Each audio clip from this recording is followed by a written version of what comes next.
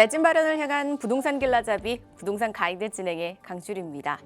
요즘 동탄 집값이 심상치가 않죠. 2주 만에 아파트 호가가 3억 가까이 뛰자 이제 집주인이 위약금을 물고서라도 이 더 높은 가격에 다시 매물을 내놓는 사례가 종종 일어나고 있습니다. 과연 이런 동탄발 집값 급등이 수도권 주택 시장에 어떤 영향을 끼칠지, 그렇다면 또 지금에서 내가 세워놓은 플랜을 수정해야 되는지 궁금하시다면 저희 방송과 함께 해보시기 바랄게요. 방송 보시다가 부동산 관련해서 궁금하시거나 나에게 맞는 맞춤형 플랜 궁금하시다면 022638-3961번과 샵 3989번으로 연락 주시면 되겠습니다. 022638-3961번, 문자는 샵 3989번으로 지금부터 바로 보내주시기 바랄게요. 자, 그럼 부동산 가이드 오늘도 힘차게 출발하시죠.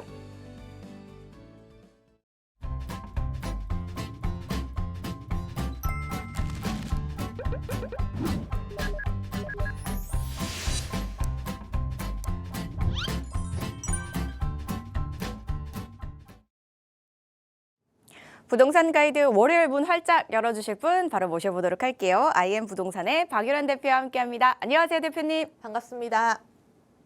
네, 박유란입니다. 한 주가 또 시작이 됐고요. 벌써 6월이죠. 이제 7월로 또 넘어가고 있고요. 이번에 이슈가 된 게 7월 달에 세제 개편안이 발표가 이제 될 거예요. 그렇죠? 궁극적으로 발표가 될 거고. 그래서 지금 늦각이라도 집을 매수하시는 분들, 그다음에 좀 더 기다렸다가 사야 되지 않을까 하시는 분들, 이제 본인의 이 사정에 맞게 다양한 이제 사람들이 계시는데요.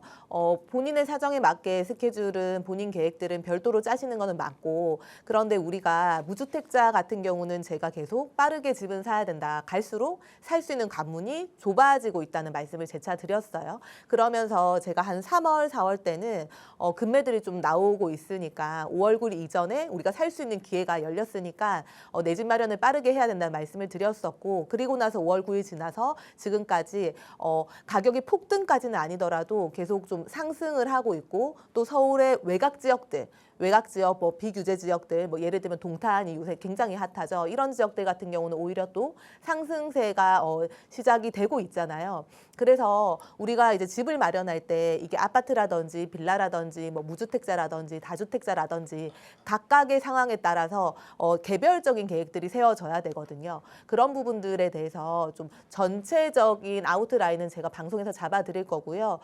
세부적인 부분들은 좀 개개인 따라 상황이 다르니까 개별 상담을 통해서 별도로 또 준비를 하시면 좋을 것 같고, 중요한 거는 집은 늦게 살수록 내가 돈은 더 주고 사야 된다. 이거는 확실한 것 같아요. 그렇죠? 그래서 올해 7월 달에 또 나오는 세제 개편안 좀 잘 준비하시고 오늘 방송 좀 유익하게 도움이 되시는 방송이 되셨으면 좋겠습니다.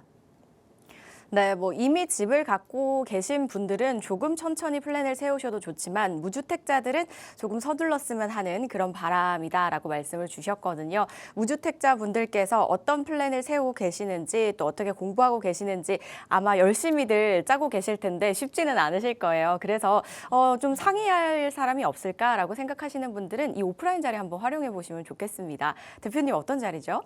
내일이죠. 화요일 날 오후 1시에 저희 사무실에서 세미나 진행하고 이후에 개별 상담으로 진행을 할 거고요. 주제는 나가는 것처럼 일부에서는 재개발이 유망한 지역, 요새 관심 많이 가지시는 잠실, 삼전, 석촌 비교 분석해서 지역 분석해드릴 거고요. 필요하신 분들한테는 물건 추천까지 좀 해드릴 거고, 2부에서는 중구 황학동에 대한 관심이 굉장히 뜨거워요.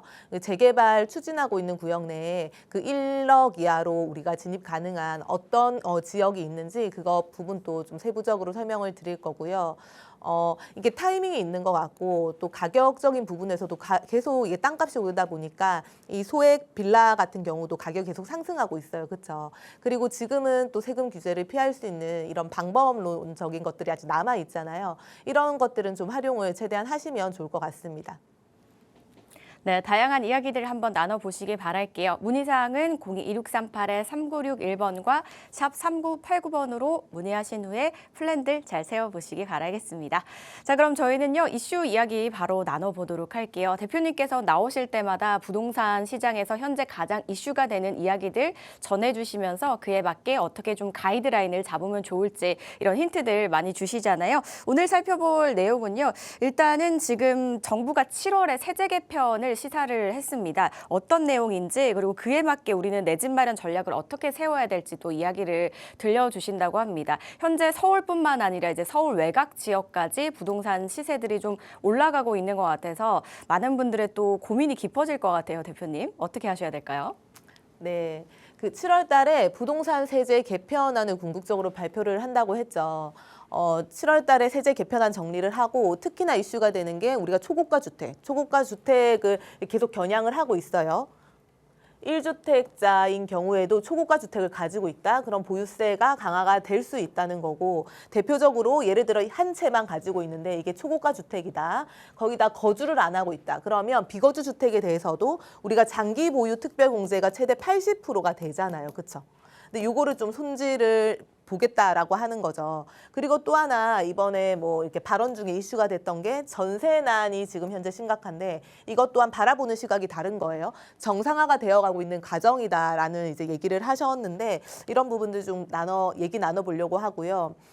우선은 집으로 번 돈은 계속 불로소득이라는 표현이 나오잖아요. 그래서 본격적으로 이 세금을 좀 건드리겠다라는 거고 우리가 보유세라 그러면 이게 두 가지가 있죠.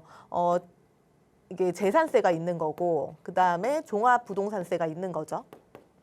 두 가지가 있는데 이 두 개를 좀 뭐 손볼 것 같은데 제일 중요한 거는 종소세, 종합부동산세를 좀 손볼 것 같아요. 그러면 종합부동산세를 우리가 간단하게 계산하는 방법을 한번 보고 손보던지 하는 경우에 아니면 현재 이제 어느 정도 다주택자 같은 경우에는 종합부동산세가 나오는지 좀 간단하게 계산을 해볼 거고요. 우리가 종합부동산세 같은 경우는 예를 들어 한 가정이 있어요. 부부가 있죠. 아내가 있고 남편이 있다. 그럴 경우에 아내가 가지고 있는 집이랑 남편이 가지고 있는 집이랑 합산해서 세금을 부과하는 게 아니죠. 남편은 남편대로, 아내는 아내대로 인별 부과하는 거예요. 그렇죠? 그래서 통상적으로 종합부동산세를 좀 줄이려고 한다면 명의를 분산해서 뭐 남편 명의 하나 아니면 뭐 아내 명의 하나 뭐 자식 명의 하나 또 이렇게 공동 명의로 이런 식으로 표현을 풀잖아요. 그런 것처럼 인별 공시지가를 합산하는 거다. 인별이다라는 거고 내가 1주택자만 있다. 1주택자다. 그러면 1세대 1주택 12억까지는 공제를 해줘요. 그쵸? 근데 내가 2주택 이상이다. 그러면 9억을 공제를 해주는 거죠. 가지고 있는 물건을 공동주택 공시가격을 싹 다 합친 다음에 마이너스 9억을 해준다는 표현인 거고요. 거기에 여기서 끝이 아니라 공정시장 가액 비율을 현재는 60%를 곱하고 있죠. 이것도 시장 시세에 맞춰서 올린다고는 하는데 우선은 현재는 60%인 거예요. 그러면 가세 표준이 나와요. 그렇죠? 가세 표준에 우리가 종합부동산세 요율이 있어요. 0.5%에서 6%까지. 이거는 주택 개수에 따라서, 주택 가액에 따라서 이 세율이 달라지는 거예요. 이 세율을 전부 다 곱한 다음에 누진 공제액을 또 한 번 차감을 하게 됩니다. 그러면 산출세액이 나오거든요. 여기에 우리가 재산세 낸 거는 차감을 해줘요. 빼주는 거고 농어촌 특별세는 추가를 하게 되는 거고요. 내가 고령자다, 장기 보유를 했다라고 하면 이것 또한 이제 마이너스를 시켜주는 거예요. 이렇게 했을 때 이제 일정한 금액이 나오죠. 일정한 금액이 나왔을 때 전년도에 우리가 재산세랑 그다음에 종합부동산세랑 낸 거 있죠. 여기에 150%, 이 전년도 금액의 150%를 넘지 않는 범위 내에서 이제 올해 부과를 한다는 거예요. 올해 아무리 금액이 많이 뛰었어도 전년도를 기준으로 150% 한도 내에서 부과를 한다는 거고요. 그럴 경우에 이제 최종 세액이 일단 나오는 거거든요. 이거를 좀 대입을 해서 볼게요. 예를 들어 가지고 우리가 잠실에 리센치 아파트를 한 채를 가지고 있어요. 그리고 빌라 두 채를 또 가지고 있다고 해볼게요. 리센치 같은 경우 현재 시세가 뭐 33억, 34억 정도 나오잖아요. 그렇죠? 이게 평균치 공동주택 공시가격이 24억이거든요. 그리고 빌라 두 채를 예를 들어 가지고 있다. 빌라 두 채라고 하면 예를 들어 뭐 6억짜리 빌라를 두 채를 가지고 있다. 6억짜리를. 그랬을 때 공동주택 공시가격은 보통 50% 정도 수준 나오니까 한 3억에서 3억 초반 정도 나올 것 같아요. 그럼 두 개 합치면 대략 6억 정도. 아파트 하나랑 빌라 두 채. 그럼 30억을 내 소유로, 내 명의로 가지고 있어요. 이럴 경우에 이제 2주택이 이상이 되는 거니까 9억을 공제를 해주는 거예요. 그렇죠? 그러면 30억 빼기 9억 하면 21억이 나오는 거죠. 21억의 끝이 아니라 공정시장 가액 비율이 지금 현재 60%예요. 그렇죠? 그러면 21억 곱하기 60% 하면 12억 6천이 되거든요. 그러면 우리는 12억 6천이 가세 표준이에요. 이 구간의 종합부동산세 요율을 보시면 될 것 같고 뒤에 한번 보면 우리가 아까 아파트 한 채, 빌라 두 채니까 3주택인 거죠. 거기에 12억 6천이었으니까 12억은 초과하고 25억 이하고 그러면 2.0이죠. 세율이. 2% 세율을 적용을 하는 거죠. 2%를 곱하면 종부세가 2,520만 원이 나온다는 거고요. 여기서 누진공제를 빼줘요. 1,140만 원을. 그랬더니 1,380만 원을 내는 거예요. 그런데 여기서 재산세 중복분, 그다음에 농어촌 특별세는 추가를 하는 거고 예를 들어 고령자다 장기 보유를 했다. 그러면 이건 또 세액 공제를 하죠. 이렇게 다 했더니 최종적으로는 1,356만 원을 내더라. 그럼 여기서 내가 빌라 안 가지고 있고 리센츠 아파트만 가지고 있는 상태다라고 했을 때는 1주택자다. 그러면 432만 원을 내는 건데 내가 이제 주택이 많아지다 보니까 3주택자다 보니까 세율이 2%가 되니까 1,356만 원을 내야 되는 상황이에요. 그렇죠? 그러면 여기서 내가 뭐 아파트만 한 채 가지고 있던가 아니면 빌라만 가지고 있던가 1주택만 유지를 해야 되는 건가? 세금이 너무 부담스럽다라는 생각이 들 수 있을 것 같아요. 이것도 뭐 이렇게 내 상황에 따라 달라질 수는 있는 건데 결국은 내가 이런 아파트를 가지고 있는데 시가가 공동주택 공시가격으로만 했을 때 30억이 넘어가는데 1년의 세금은 한 1,400만 원 좀 덜하게 내잖아요. 그럼 내가 가지고 있는 게 1년에 1,400만 원 이상 더 오를 것인가 안 오를 것인가에 대한 뭐 좀 고민이 있을 것이고 또 하나는 예를 들어 가지고 내가 이거 명의를 하나는 남편 명의, 뭐 하나는 아내 명의, 또 혹은 뭐 빌라 같은 경우는 미래를 좀 보고 투자를 하는 거니까 나머지는 자녀 명의로 했다고 했을 때는 또 세율이 이 세율이 아니라 이 세율로 바뀌게 되는 거죠. 이런 부분들이 또 있는 거고요. 또 하나는 지금 확인을 해야 되는 게 뒤로 가보시면 현재는 신축 소형 주택을 일정 요건에 갖춘 일정 요건이라고 하면 매매가 6억 이하, 전용 60제곱미터 이하를 매수하게 되면 우리가 주택수에서 빼주게 되죠. 그러니까 중과세율 적용을 안 한다는 거죠. 만약에 예를 들어 앞으로 다시 넘어가서 빌라 두 채가 싹 다 주택수가 제외되는 요건을 갖춘 빌라다라고 했을 때는 공동주택 공시가격은 다 합산을 해가지고 계산을 하지만 결국은 세율 같은 경우는 2주택 이하 세율인 1.3%를 적용을 하게 되거든요. 그렇게 되면 또 최종 세액이 1,356만 원이 아니라 이거에 거의 반토막 수준으로 바뀌는 거죠. 이렇게 내가 지금 가지고 있는 이런 좀 혜택들을 활용을 하시면 좋거든요. 근데 제일 중요한 거는 이때까지 역대 정권별 아파트 매매 가격 변동률을 보면 정권별로 가격이 상승했다 하락했다가 이게 반복이에요. 그렇죠? 반복이에요. 그렇죠? 그러니까 이 정부가 계속 영원하게 가지 않고 세율 같은 경우도 계속 영원하게 가지 않더라. 없앴다가 생겼다가 없앴다가 생겼다가 하는데 중요한 거는 이때도 매도를 하신 분이 상당히 많죠.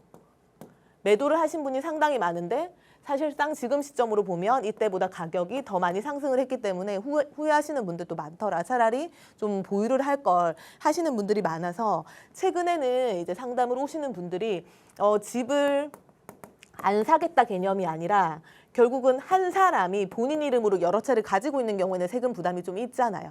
그래서 본인 명의보다는 뭐 증여를 해가지고 자녀 명의라든지 뭐 남편 명의라든지 명의를 분산하는 경우가 많고요. 또 하나는 지금 있는 일십 대책을 최대한 활용해가지고 세제 혜택을 받으시려는 분들이 많아요.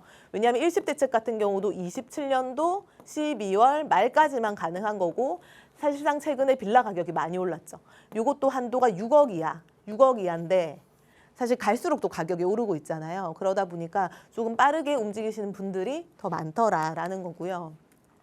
그래서 세제 개편안이 이제 거의 사실상 나오는 건데 언제부터 부과가 되는 거냐 보면 26년도 7월 달쯤에 발표를 한다고 치면 거의 하반기쯤에 시행은 일단은 될 것 같고요. 근데 우리가 과세 기준일이 6월 1일이죠. 그러면 내년도 6월 1일 기준으로 그때 공동주택 공시가격으로 재산세라든지 종부세가 일단은 부과가 될 건데 요거는 재산세 같은 경우는 7월, 9월 두 번 나눠서 내는 거고 종부세 같은 경우는 12월 달에 내는 거죠. 그러면 내년도 하반기부터 보유세가 부과가 일단 될 것 같아요. 우선은 세분한 상황은 작년 대비해가지고 150%, 그러니까 올해 기준으로 했을 때 150% 한도 내에서 나오는 거고요. 그리고 나서 이게 바뀔 수도 있다고 말씀을 드리는 게 28년도 2월에 총선이 있고 30년도에 대선이 있죠. 그러니까 이런 것까지 다 계산을 해가지고 좀 움직이셨으면 좋겠고요. 우리가 제일 좋은 거는 일단 정책은 활용을 하셔야 된다. 세제에 대한 이게 규제만 있는 게 아니라 완화 정책이 있는 이런 것들은 최대한 지금 막바지라도 활용을 하시면 좋다. 이렇게 좀 정리를 해드릴게요. 네, 지금 이제 정부에서 초고가 주택을 겨냥을 하고 있고요. 여기에다가 나타나는 현상이 이러다 보니까 나타나는 현상이 아무래도 전세 대란인데 이 부분은 시장이 정상화되는 과정이다라고 이야기를 했으니까 한번 지켜볼 필요가 있겠습니다. 여기에 이제 종부세를 좀 어떻게 활용을 할지 그리고 우리가 이제 남아있는 세제 혜택들이 또 있을 거잖아요. 이런 부분 어떻게 활용할지 좀 말씀을 주셨는데 한번 참고해 보시고요. 궁금하시거나 자세히 이야기 나누고 싶으신 분들은 오프라인 자리나 저희 상담 전화 문자 주시기 바라겠습니다. 그러면 이제 무주택자 앞서서 말씀해 주셨듯이 내 집 마련은 당연한 거고 서두르시면 좋겠다라는 말씀을 주셨는데 그래도 타이밍이 있을 거잖아요. 언제 어떻게 내가 매수를 하느냐에 따라서 결과가 굉장히 달라진다라고 들었거든요, 대표님. 그렇다면 이제 미래 가치까지 좀 기대해 볼 수 있는 이런 똘똘한 한 채를 반드시 좀 필요로 할 것 같고 당연히 매수하신다면 그런 걸 매수를 해야 될 것 같은데 이 타이밍 저희가 또 어떻게 좀 생각을 해볼 수 있을까요? 네, 지금 분위기가 경기 남부권 아파트가 폭등을 하고 있죠. 특히나 경기 남부권 아파트라고 하면 어딜까요? 서울로 바로 인접이 가능하거나 아니면 반도체 종사자가 거주할 수 있는 지역 중에 현재 비규제 지역인 곳들이 있죠. GTX-A가 다니는 이런 지역들이 있죠. 이런 지역들의 아파트 가격이 폭등을 하고 있더라라는 거고 그래서 지금 최근에 또 기사 나온 것들을 보면 규제 지역으로 묵리마니 이런 내용들이 나오잖아요. 이런 부분들. 그다음에 전세난이 심각해지고 있다. 그래서 월세화가 가속화되고 있다라는 거고요. 이 얘기는 좀 해보고 싶은 게 우리가 강남권 같은 경우는 이 매매가와 전세가 이 갭 차이가 사실은 좀 있거든요. 상대적으로 있는 건데 비강남권 같은 경우는 매매가와 전세가 차이가 그렇게 강남권만큼 크지가 않아요. 우리가 통상 생각하기에 전세 가격이 오르면 매매 가격이 덩달아 오를 것이다라고 표현을 하잖아요.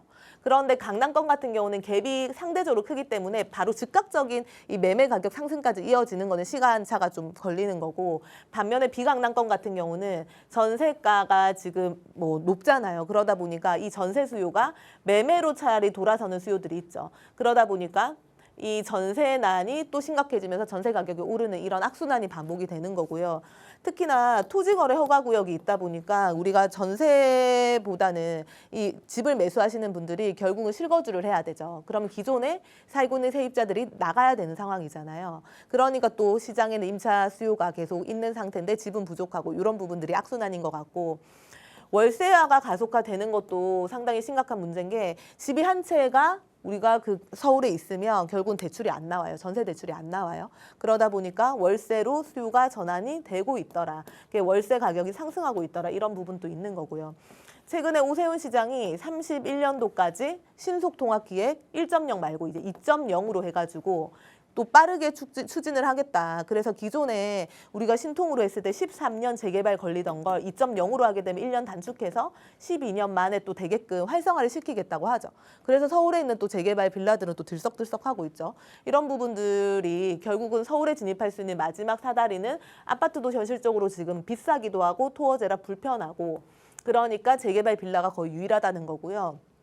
제가 지난 방송 때 경기 남부권에 우리가 예를 들어 동탄에 역세권 주변은 가격이 사실 반영이 많이 됐고 가격 상승이 좀 됐고 그럼 비역세권 쪽으로 가격 상승이 이제 두드러질 거니까 좀 보시면 좋을 것 같다고 말씀을 드렸는데 벌써 가격이 올랐어요. 그때 설명드렸던 호반 베르디움 센트럴폴의 아파트 같은 경우가 당시에 84 타입 실거래가가 2026년도 6월 6일 날 6억 5천이었거든요. 그리고 그때 제가 방송할 때 시세가 7억 내외였어요. 그런데 지금은 호가가 9억까지 나오고 있더라. 그러니까 어떻냐면 이렇게 그나마 나오는 매물들이 전세를 낀 매물들은 좀 금액이 금매로 나오거든요. 그런데 일단 거의 사실상 실거주가 가능한 매물들은 9억까지 호가가 나오고 있더라. 그럼 전세 낀 매물들이 빠지게 되면 호가는 9억부터 다시 시작을 하겠죠. 그래서 거의 3주 만에 3억 정도 상승을 했더라라는 거고요. 이쪽이 상권이에요. 제가 호반 베르디움 센트럴폴의 아파트 여기 말씀을 드렸고 위쪽으로 이동을 하면 동원 로얄두쿠 아파트가 있어요. 동원 로얄두쿠 2차 아파트인데 이것도 26년도 6월 6일 날 실거래가를 보면 6억 5천. 근데 제가 그때 추천드릴 당시에 좀 설명드릴 당시에 7억 내외 정도였었는데 지금은 호가가 9억 중반대까지 또 시세가 나오더라. 3주 만에 이것도 대략 3억 정도 상승을 한 상태더라. 그러니까 동탄에도 외곽 지역까지 가격 상승의 번짐 효과가 지금 나타나는 거죠. 또 하나는 동탄 호수공원역 레이크시티 아파트가 있고요. 여기 라인이 84 타입이 10억에서 한 11억 정도. 요 정도 선에서 지금 호가가 나오고 있는 상태인데 당시에 이 추천 드릴 때만 하더라도 6월 4일 날 실거래가는 6억 6천 그리고 호가는 7억 중반대 정도 나왔었고요. 지금은 또 한 9억 초반대 정도 나오는 거예요. 여기도 3주 만에 2억 정도 가격이 상승을 한 거고 이렇게 급매로 나오는 매물들은 마찬가지로 전세가 좀 들어가 있는 매물들, 당장에 입주가 안 되는 매물들은 이렇게 가격이 그래도 좀 낮게 나오는 거고 입주가 당장에 가능한 매물들은 시세 반영이 그대로 돼서 나오고 있죠. 그래서 지금 폭등 자체가 역세권에서 비역세권으로 번져가고 있다. 그런데 왜 비역세권으로 번져가고 있을까요? 동탄 같은 경우는 이미 이 도시 내에서 자족이 가능한 동네죠. 그리고 좀 비역세권이라 하더라도 학교 잘 되어 있고요. 상권 잘 형성되어 있고요. 아파트 단지로 형성이 되어 있다 보니까 정주 여건이 괜찮아요. 그렇죠? 그런데 상대적으로 역세권 주변에 아파트 가격이 20억 이상 이제 넘어가는데 비역세권 단지로 가면 6억, 7억, 8억대로 형성이 돼 있다 보니까 상대적으로 수요가 몰리는 거죠. 그래서 동탄 아파트 가격이 일주일 만에 2%가 폭등을 했더라. 그래서 정부에서 규제 지역으로 지정까지 검토를 하고 있더라라는 거고요. 언제 지정을 할 건데 5월에 월간 주택 가격 동향이 나올 경우에 정량 데이터와 정성 분석 자료에 기초해가지고 규제 지역 지정 여부를 검토를 하겠다는 거죠. 그럼 5월 월간 주택 가격은 언제 나오냐면요. 6월 말경 나와요. 6월 말경. 그럼 6월 말경에 이걸 검토해가지고 규제 지역 여부를 이제 확인을 할 건데 규제 지역으로 되면은 동탄만 될까요? 어떻게 될까요? 요거는 뭐 우리가 시나리오를 생각을 해볼 수가 있겠죠. 1번 동탄만 된다. 지금 동탄 말고도 이슈가 되는 지역이 어디가 있죠? 용인 경우도 많이 가격이 올랐어요. 맞죠? 용인의 일부 지역도 많이 올랐어요. 이런 특정 지역을 콕콕콕콕 찍어서 된다. 3번은 그렇게 되면 또 경기 북부 지역의 아파트 가격이 또 상승할 수 있죠. 그러니까 서울 전역을 또 한 것처럼 경기도 전역이 될 수도 있다. 뭐 이런 시나리오들을 생각을 해볼 수가 있을 것 같고요. 그런데 우리가 규제 지역이 돼요. 그러면 지금은 비규제 지역이기 때문에 동탄이 좋은 이유가 내가 주택이 여러 개가 있어도 매수를 거주를 또 안 해도 되니까 매수를 갭 투자로 매수를 할 수 있고 우리가 2주택을 매수할 때까지는 기본 세율 1.1%인데 이게 규제 지역으로 바뀌게 되면 2주택부터는 8.4%가 되는 거고요. 대출 같은 경우도 우리가 지금 무주택자가 1주택 살 때 서울 같은 경우는 LTV 40%죠. 그런데 여기는 비규제 지역이다 보니까 70%까지 대출이 나오는데 이것도 대출 한도가 줄어들게 되는 거예요. 그렇죠? 그리고 우리가 양도세도 비과세를 받으려면 규제 지역 같은 경우는 2년 거주, 2년 보유를 해야 되죠. 그런데 비규제 지역 같은 경우는 보유만 하면 되고 거주는 안 해도 되는 상황인데 지금 동탄이 그런 상황인데 거주도 무조건 해야 비과세가 가능한 상황이죠. 이렇게 바뀔 수가 있는 거예요. 그러니까 지금 움직이고 있더라 사람들이 라고 보시면 될 것 같고 우리가 지역에 맞춰서 좀 움직일 필요가 있을 것 같아요. 제가 3월, 4월 달에는 좀 움직이셔라. 갈아타기도 가급적이면 하시면 좋다. 상급지로 들어가면 좋다. 왜냐하면 금매들이 쏟아지니까 그런 거고 지금 같은 경우는 우리가 비규제 지역의 아파트 실거주를 목적으로 하시는 분들은 지금 비규제 지역이 규제 지역으로 바뀔 수 있죠. 그러니까 빠르게 움직이셔야 되는 게 맞는 거고 그런데 반면에 내가 그런 게 아니고 좀 상급지라든지 이런 반열에서 이미 규제 지역인 동네를 좀 찾는 분들 같은 경우는 한 7월 달에 세제 개편안이 나온다고 하니까 지금 잠시 좀 대기를 하고 좀 관망을 해도 되는 상황이겠죠. 이렇게 본인의 상황에 맞게 좀 움직일 필요가 있다고 보여지고요. 지금 전세난 이제 얘기를 한번 해볼게요. 그리고 월세가 이제 가속화되는 이 얘기를 해볼게요. 최근에 전세를 두고 정상화되어가는 과정이라서 곧 사라질 제도라고 해요. 이 전세가 사라지면 어떻게 될까요? 전세가 아예 일단 없어지기 전까지 전세 개수가 줄어든다 그러면 전세 가격도 다시 오를 것이고, 그쵸? 전세 가격이 오르면 월세도 또 가격이 오를 거예요. 전세 가격에 맞춰가지고. 그쵸? 보증금 6억 8천짜리가 현재 이제 6억 8천 올 전세다. 대출 70% 받았다. 그러면 금리 4%로 대략 잡으면 달달이 은행 이자를 159만 원을 내게 되는 거거든요. 그런데 이거를 월세 1억으로 바꾼다. 그럼 1억에 5억 8천만큼 월세를 바꾸는 거잖아요. 그랬을 때는 월세가 227만 원. 근데 예를 들어가지고 보증금 1억을 또 대출을 받았다. 그럼 대출 이자는 이자대로 내고 월세는 또 227만 원을 내게 되는 거죠. 예를 들어 보증금이 2억으로 바꾸게 돼요. 그러면 보증금 2억이면 이제 4억 8천을 이만큼을 월세로 바꾸는 거잖아요. 그럴 경우에 188만 원 월세를 내야 되는 거고 보증금 2억도 또 대출이라 그러면 이 대출 그리고 월세를 내야 되니까 이중부가가 되는 거고요. 결국은 전세로 사는 것보다 월세로 사는 경우에 달달이 내는 지출이 더 많다라는 거예요. 이런 부분들. 그래서 요즘은 다주택자 매물들이 최근에 5월 9일 전에 많이 나왔고, 그쵸? 다주택자 매물을 무주택자가 산 비율이 상당히 높고, 무주택자가 산 이유는 결국은 이런 달달이 나가는 지출이 사실은 내가 전세를 살거나 월세를 살게 되면 버리는 돈이 되지만 내가 담보대출 이자를 갚게 되면 결국은 나중에 집값이 상승했을 때 온전히 보존이 되잖아요. 그런 부분들 때문에 많이 이제 내 집 마련으로 돌아섰고 이게 또 내 집 마련으로 돌아서다 보니까 기존의 다주택자 매물에 살고 계시던 세입자분들은 또 나와야 되잖아요. 이사를 나오다 보니까 내가 살고 있는 동네 강남권 혹시나 서울권에서는 기존에 있던 가격보다는 가격이 많이 올랐으니까 비강남권이라든지 내가 살고 있는 지역보다 조금 더 낮은 가격으로 형성이 돼 있는 지역으로 이제 이동을 하다 보니까 외곽 지역에 있는 이 매매가라든지 전세가, 월세가 가격이 오른 거죠. 그렇게 이제 연쇄 작용이 일어났다고 보시면 될 것 같고요. 재개발 활성화 얘기를 해볼게요. 결국은 내가 곧 죽어도 서울에 살아야 된다. 혹은 직장이 서울이기 때문에 서울 터전을 벗어날 수 없다. 그러니까 여러 가지 사유에 의해서 서울에 무조건 살아야 되시는 분들이 있어요. 그렇죠? 그런 분들 같은 경우는 사실상 아파트 가격이 이미 서울의 평균 아파트 8사 타입이 15억에서 이제 20억을 향해서 가고 있는 이런 상황이잖아요. 그러면 유일하게 할 수 있는 게 재개발 시장으로 들어가서 좀 길게 보시는 게 유일한 방법이다. 그런데 서울시장이 2031년까지 31만 채 공급을 할 거라고 했어요. 재개발로. 그리고 재건축도 활성화할 거라고 했어요. 재건축으로 활성화하면 이미 아파트 가격이 높은데, 그렇죠? 재건축 아파트 가격 이미 높잖아요. 그러면 또 바라볼 수 있는 게 재개발 시장이 그나마 우리가 좀 부담 없는 가격으로 진입할 수 있는 유일한 통로가 되는 거겠죠. 신규 택지가 부족한 서울에서 주택을 빠르게 공급할 수 있는 방법은 결국은 민간 재개발, 재건축뿐이라는 거예요. 그래서 정비사업의 규제를 완화를 하고 각종 인센티브로 최대한 활성화를 시키겠다라고 지금 얘기를 하는 거고요.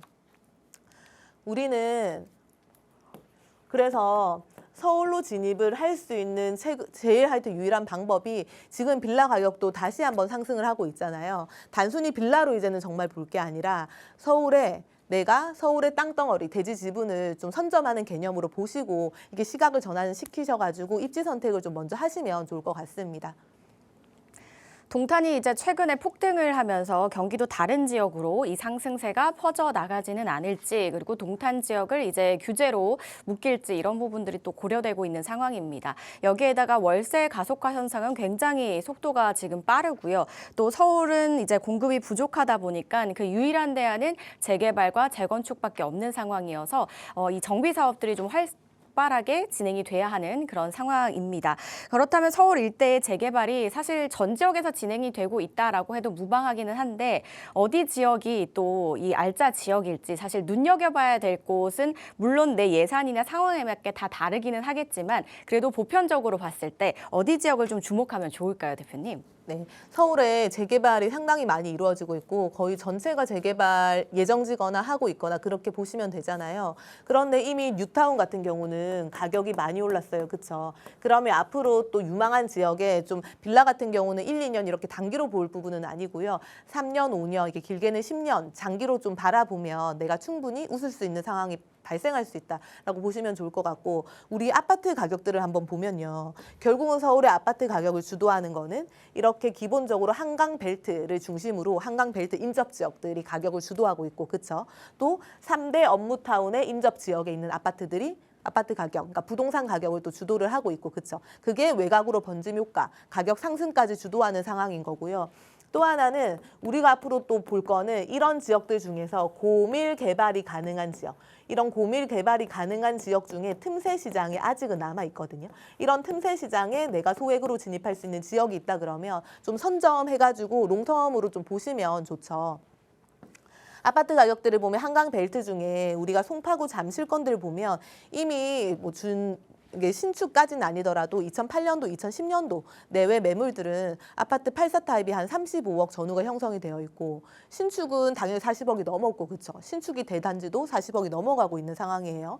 우리가 압구정이라든지 반포까지 넘어가게 되면요. 최근에 84 타입 원베일리가 71억 넘게 실거래가가 찍혀 있거든요. 한강 라인이, 한강 조망이 보인다 그러면 그 정도로 호가 형성이 되어 있고 흑성 뉴타운 또 마찬가지죠.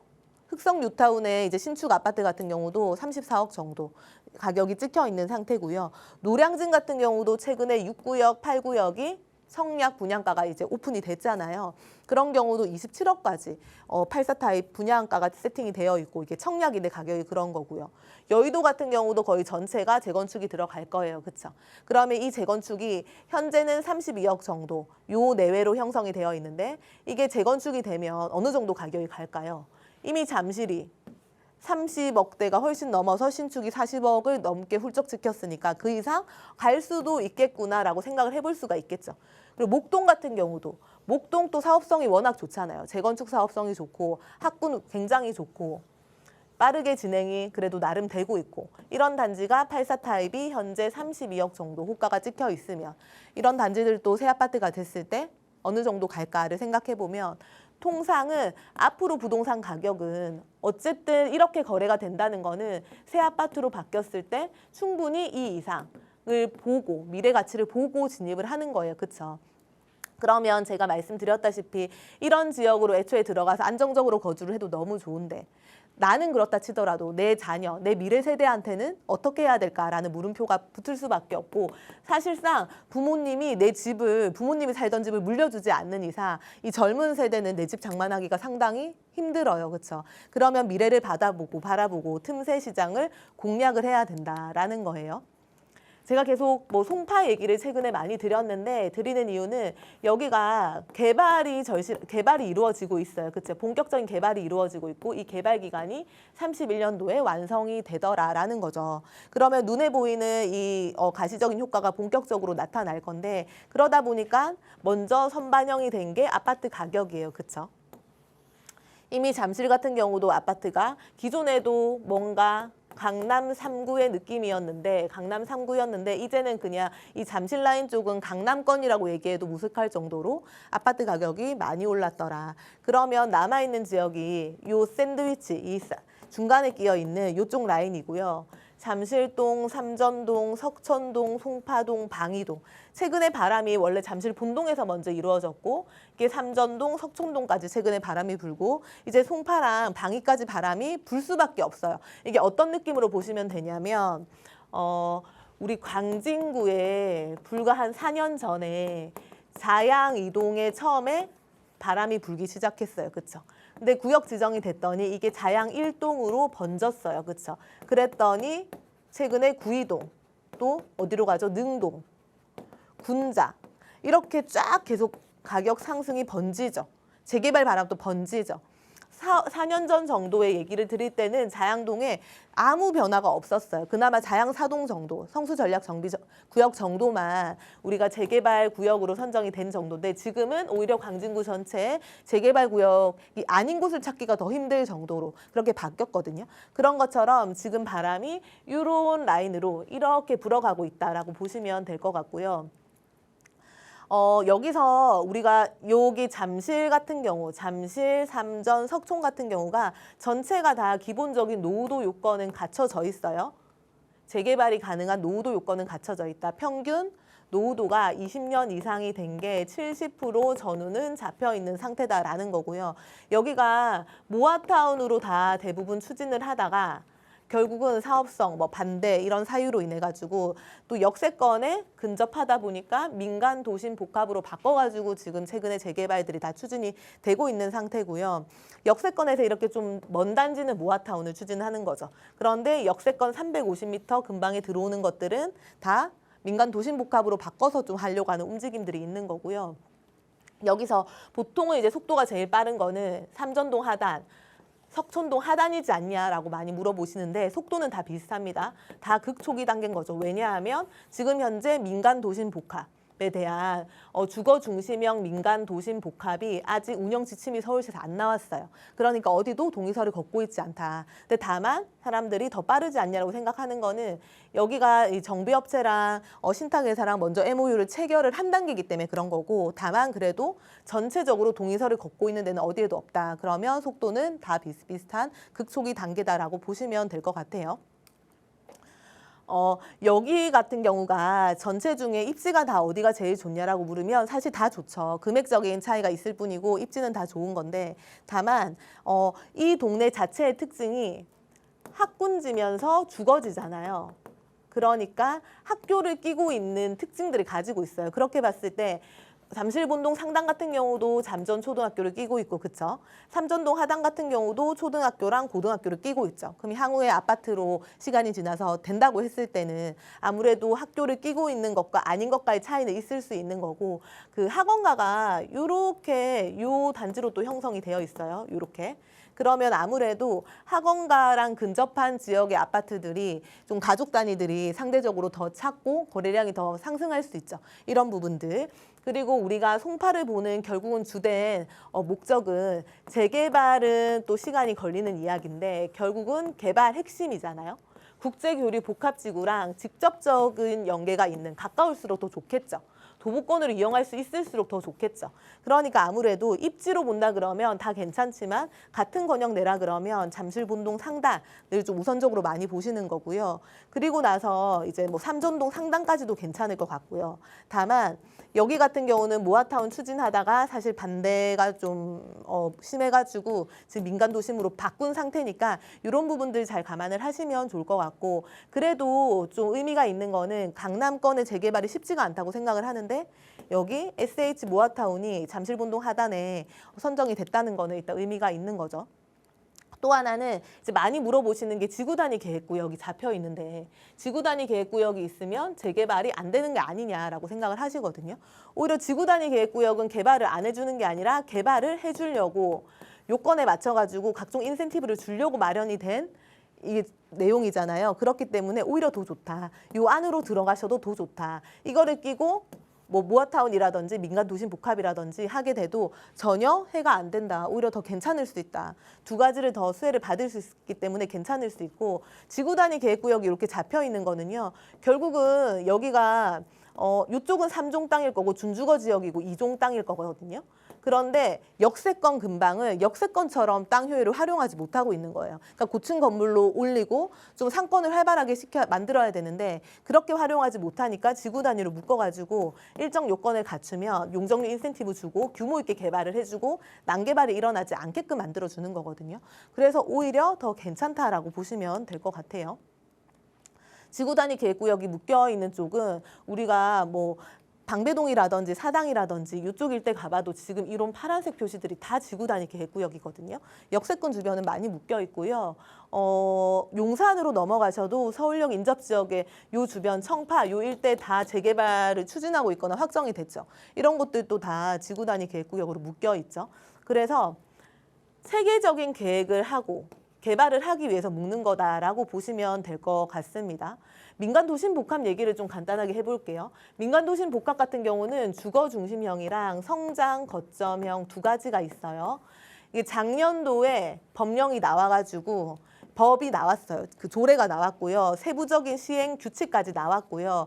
그러면서 최종적으로 나와야 되는 게 이제 본격적으로 동의서 걷고 이렇게 하려면 운영 규칙이 나와야 되는 거거든요. 그 운영 기준이 6월 1일 날 나왔어요. 뭐만? 성장 거점형만 나온 상태고 우리가 지금 보는 거는 주거 중심형이거든요. 주거 중심형은 한 7월쯤 나온다는 얘기가 있죠. 그럼 왜 성장 거점형만 먼저 나왔냐? 5년 동안 상당히 많은 곳에 재개발 구역을 성장 거점형으로 개발을 하려고 먼저 나온 거라고 보시면 되는 거고 우리가 볼 거는 주거 중심형으로 보시면 돼요.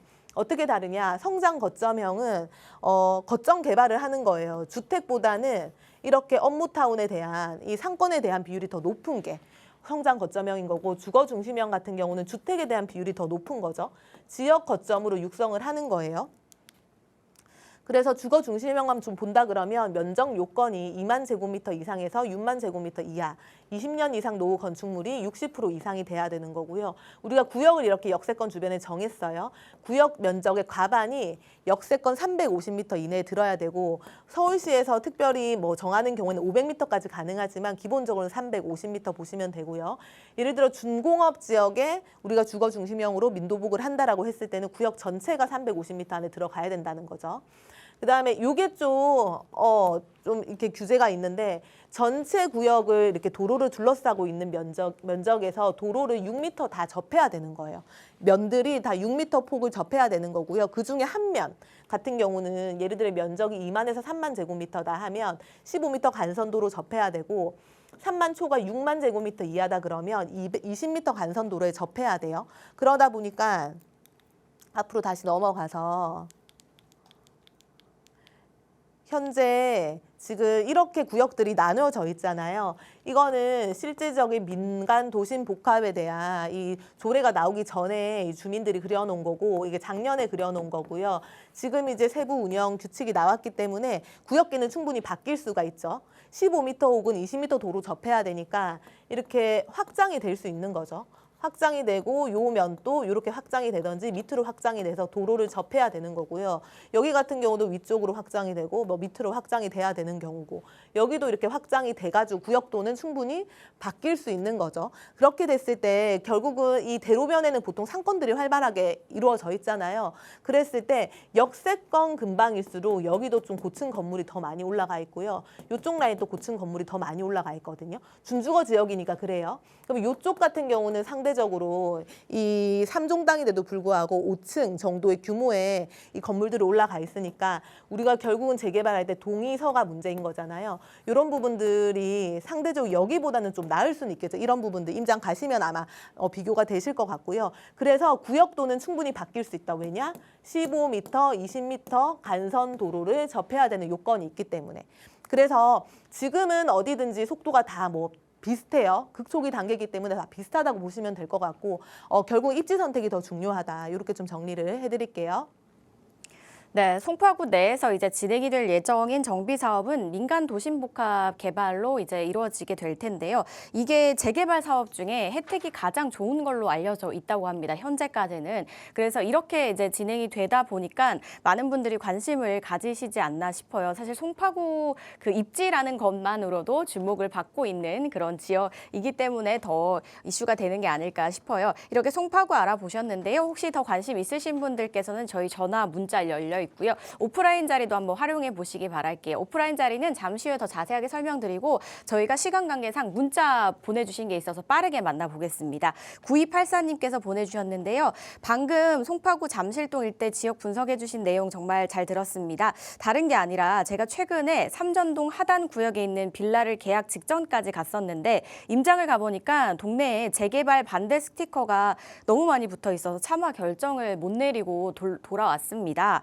그래도 장기적인 미래 가치를 보고 삼전동 하단으로 들어가는 게 맞을지 아니면 아예 잠실 본동 쪽으로 방향을 트는 게 맞을지 고민입니다. 라고 보내주셨어요. 직접 임장까지 가셨는데 선뜻 계약하기가 쉽지 않으셨나 봐요. 아무래도 전문가의 의견이 좀 필요할 것 같은데요, 대표님?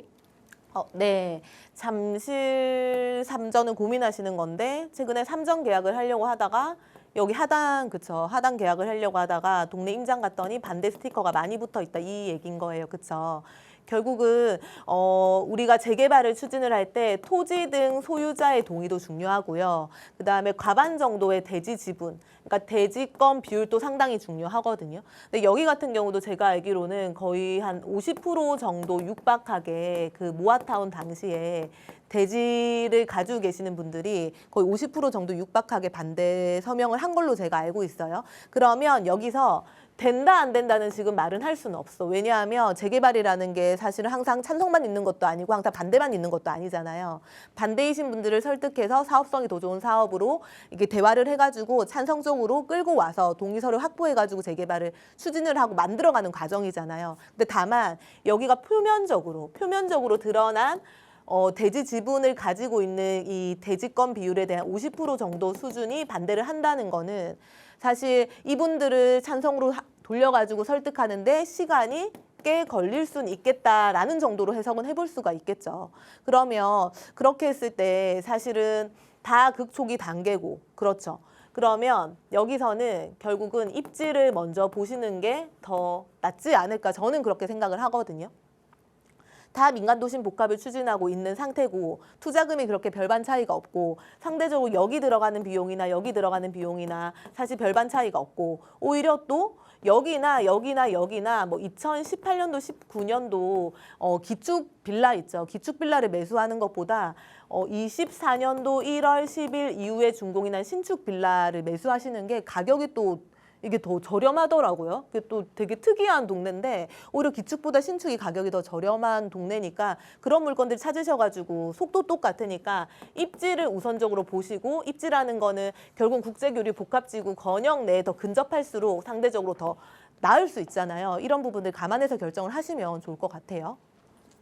네, 그래도 입지 위주로 한번 체크해보라고 말씀 주셨으니까요. 다시 한번 고려해보시기 바랍니다. 저희 문자 빠르게 하나 더 만나볼게요. 0200님께서 보내주셨는데요. 요즘 정말 기존 구축 빌라보다 새로 짓는 신축 빌라가 더 저렴한가요? 삼전역 주변을 보니 지구 단위 계획 구역이 지정돼 있던데 아예 이 구역 안으로 진입해서 재개발을 노려보는 투자는 어떻게 보시는지 궁금합니다. 라고 보내주셨어요. 저희가 송파구 하다 보니까 송파구 관련된 이 궁금증들 많이 보내주셨어요, 대표님. 두 번째 상담 어떻게 보시나요? 그러니까 통상적으로 신축이 더 비싸죠. 기존보다. 그쵸? 시간이 없으니까 간단하게 말씀드릴게요. 그런데 제가 이제 요 지역은 저도 서칭을 해보니까 특이한 게 전용 28, 뭐 29제곱미터 정도 되는 보통 투룸이잖아요. 이런 게 2017년도, 18년도 매물들이 매매가가 한 7억 중후반에서 한 8억 초반 정도 형성이 되어 있더라고요.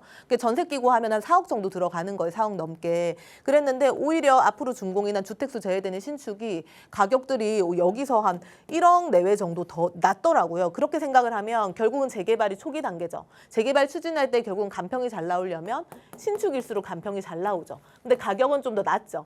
그러면 여기서는 신축으로 들어간 게 훨씬 유리할 수 있겠죠. 이런 거고, 그다음에 지구 단위 계획구역을 물어보셨어요. 지구 단위 계획구역이 역세권 근방에 좀 이루어져 있고요. 요 근방으로 이루어져 있는데 역세권 근방으로 차라리 들어오는 거는 방법이 될 수 있겠죠. 이쪽은 상권이 활발하고 새마을시장이 장사가 잘 되잖아요. 그러면 지구 단위라도 재개발로 동의서 받고 추진하기가 사실은 좀 난이도가 있을 것 같아요. 그랬을 경우에 요 근방으로 오시면 되고, 요 근방에서 역세권 같은 경우는 또 상권 때문에 개발을 추진하다가 민도복이 안 되게 되면 또 구역계 조정에서 빠질 수도 있어. 그렇죠?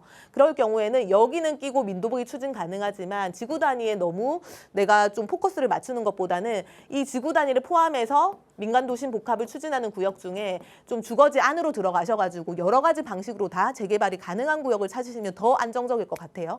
좀 지금 시간이 이제 얼마 없어서 이렇게 마무리하고 상담 오시면 별도로 정리를 해드리겠습니다. 네, 오늘 송파구 이야기로 정말 꽉꽉 채워서 이야기 나눠봤는데요. 아직도 부족하죠? 이런 이야기들은요, 이 자리에서 한번 활용해 보시기 바랄게요. 대표님? 내일 화요일 2시에 저희 사무실에서 세미나 진행을 할 거예요. 세미나 때는 오늘 다 얘기를 못 다룬 거 삼전, 잠실, 석촌 구체적으로 좀 분석을 해드리고요. 투자금이 차이가 나죠. 4억대, 3억대, 뭐 2억대 이렇게 투자금이 지역별로 차이가 나거든요. 그런 부분들도 좀 세세하게 다뤄드릴 테니까 예약하시고 세미나 방문하셔가지고 많은 도움 받으시면 좋을 것 같습니다. 네, 6월 23일 오후에 진행이 되니까요. 날짜와 시간, 장소 꼭 기억해 두셨다가 참석해 보시기 바랄게요. 문의사항은 022638-3961번과 샵 3989번으로 문의 후에 전략 잘 세워보시기 바라겠습니다. 저희 방송에서 제공하는 정보는 투자 판단에 대한 조언일 뿐 해당 부동산의 가치, 상승과 하락을 보장하지 않는다는 점 기억해 주시기 바라겠습니다. 오늘 저희가 준비한 소식은 여기까지입니다. 저희는 내일 이 시간 다시 찾아뵐게요. 시청해 주신 여러분 고맙습니다.